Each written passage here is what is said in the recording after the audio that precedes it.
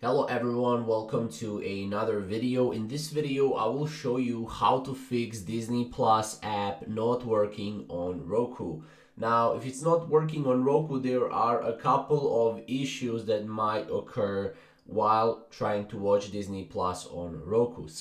As you can see, once you add a channel to your Roku, it should continue to work properly without your intervention. If it's not, the reasons could be that your Roku is in an unresponsive state, your internet might be down, your internet connection specifically, and then the channel itself needs an update. Now, if Disney itself is down, there's nothing you can do but wait until the service is fully restored. So, obviously, here are a couple things you can do, right? So, you can reboot your Roku device. This is very simple. You just turn off your Roku by removing the power cable from your TV. You can check for your channel updates. It might be that you just need to update Disney Plus channel to the latest version or Disney Plus application. So for that, you just go to the start button and then check for updates.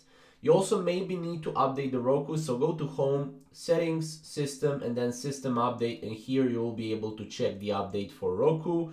You can also try rebooting your router. It may be that your internet connection is on the fritz basically, so you need to restart your router, and then you can remove the Disney Plus channel and add it again. Now, some other things you can do is go straight to your TV. If you plug Roku into an external AV system, try plugging it straight into TV instead, and you can also reset your Roku to factory settings. Now, the last resort would be to contact Roku customer support, because there's actually no fixing or no way to fix this particular error. Now, I'm not saying there is no way to fix this error. However, sometimes Roku will play games with you, and it will basically get errors that are not existing. So yeah, pretty much go and try to do that.